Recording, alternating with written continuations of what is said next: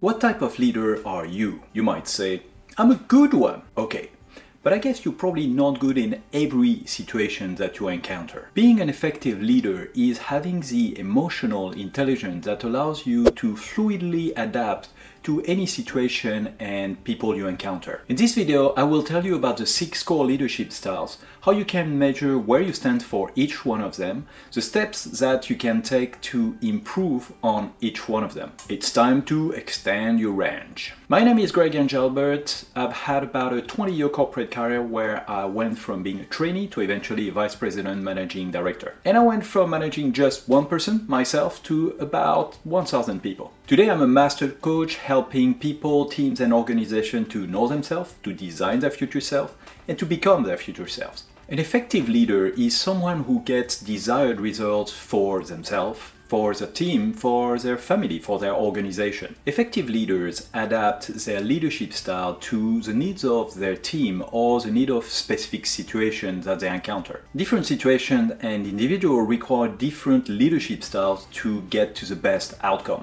The key idea behind situational leadership is that there is no one-size-fits-all leadership style that you can use for any situation and with everybody. Daniel Goleman coined the term emotional intelligence as the ability to manage ourselves and our relationships effectively.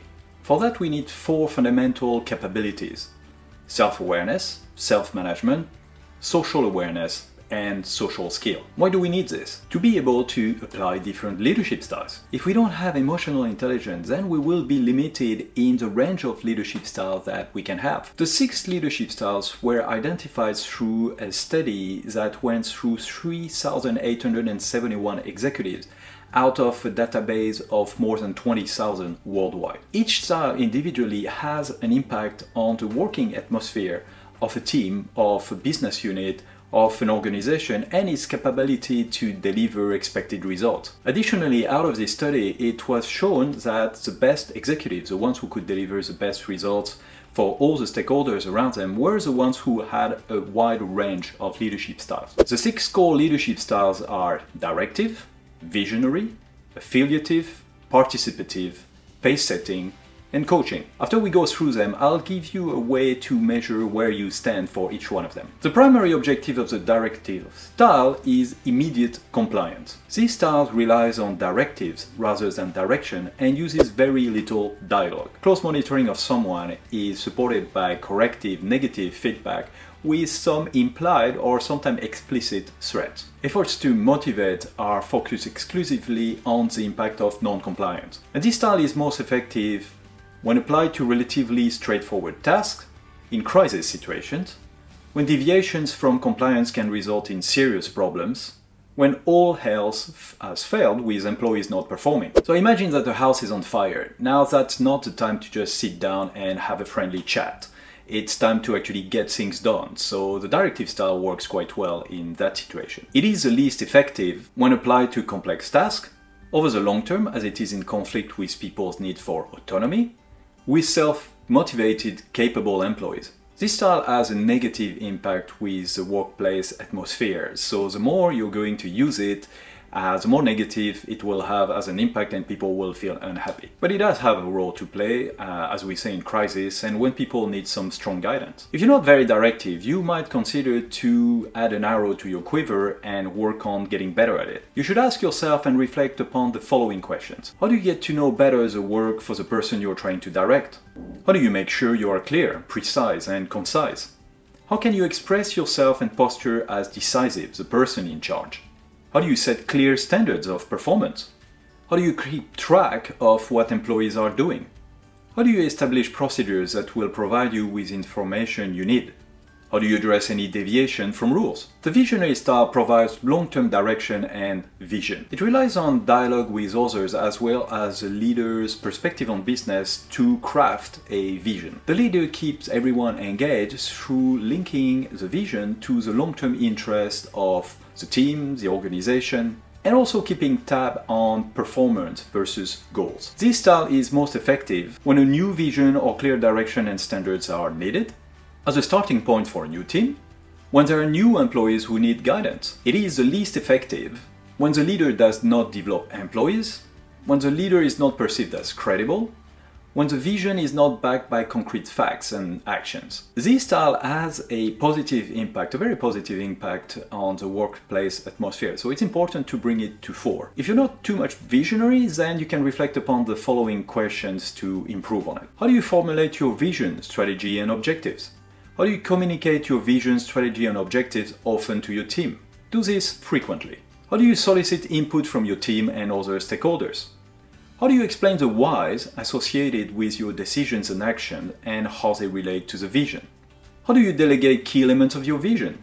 How do you provide feedback on how well people are delivering according to the vision? The primary objectives of the affiliative style is to create harmony and avoid conflict. A leader using the affiliative style is using a lot of time to create relationship with the team. This style tends to reward personal traits and avoid performance-related confrontations. This is about bringing to a team and organization a sense of family.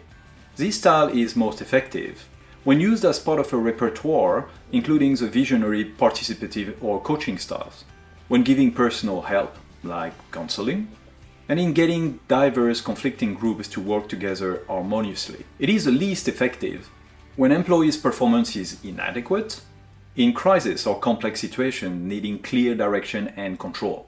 With employees who are task-oriented or uninterested in having a friendship with their leaders and team, that's rare. This style has a positive impact on the workplace atmosphere, as you can guess, because we're social animals. Though you have to be careful about not becoming too pally with people, because that might end up with poor standards. The concept of tough love can help here, and if you're interested in knowing more, check this out. If you're not very affiliative, then you can reflect upon the following questions to improve on it. How can you identify and act to resolve interpersonal conflict? How do you empathize with others depending on how they feel? How do you accommodate personal needs? How can you trust your people to perform? How can you initiate personal contacts with your team? How can you provide social activities together? How do you personally recognize people, like for their birthdays, etc.? You like this video so far? Then you know what to do, and don't forget to subscribe and put the notifications on if you want to receive content like this every week. And make sure to check out other videos in the description from other YouTubers who talk about the same concept. The primary objective of the participative style is to build commitments through consensus. This style relies on the ability of team members to establish their own direction and resolve conflict constructively between each other. Here you can see a lot of meetings, a lot of listening to each other, and a lot of reward on achieving goals together, but not necessarily too much criticism on bad performance. This style is most effective when employees are competent, when employees must be coordinated, in instances when a leader is unclear about the best approach. It is the least effective in crisis, when there is no time to hold meetings, when employees are incompetent, lack crucial information, or need close supervision. This style has a positive impact with workplace atmosphere. If you're not very participative, then think about the following questions to find ways to improve it. How can you hold information sharing meetings to keep everyone informed? How can you conduct participative meetings where everyone is involved? How can you share decision making with others? How can you seek consensus in your team? How can you recognize people so they bring more of what they're good at to the team? The primary focus of the pace-setting style is task accomplishment to high standards of excellence. Leaders using the pace-setting style tend to lead by example. They establish themselves as a standard and they feel quite uncomfortable in delegating. Their concern with task accomplishment tends to make them see interaction as purely transactional. They want to get something out of it. This style is most effective when employees are highly motivated, competent, and know their jobs, when managing individual contributors, like scientists in R&D, in making the organization move fast, in developing employees who are similar to the leader. It is the least effective when the leader cannot do all his or her work personally, when employees need direction, development, and coordination. This style has a negative impact with workplace atmosphere. That is because you can only go running fast for so long, and eventually it becomes very exhausting for the team and the organization if you constantly use this leadership style. And if you want to improve on becoming more pace-setting, then ask yourself those questions. How can you maintain your expert professional knowledge and skills to remain credible? How do you want to teach by example? How can you bring work that each team member can excel at? How can you delegate low to moderate risk tasks? How can you make sure that the team focuses on results? My favorite style, the primary objective of the coaching style, is the long-term development of others. A leader using the coaching style helps individuals, helps people in the team to know themselves better and clarify their expectations and aspirations. The leader helps the employee establish a development plan and also give some support and feedback to get that development plan through. This style is most effective when employees understand the gap between where they are today and the person they would like to become. When employees are motivated to take initiative and seek professional development. It is the least effective when the leader lacks expertise in listening and asking questions, key coaching skills. When employees require much direction and feedback, or when in a crisis. This style has a positive impact on workplace atmosphere. If you haven't developed a coaching style yet, then ask yourself those questions to get better at it. How can you create personal development goals together with your employees? How can you support their development plan? How can you identify employee strengths and weaknesses? How can you seek opportunities for your staff?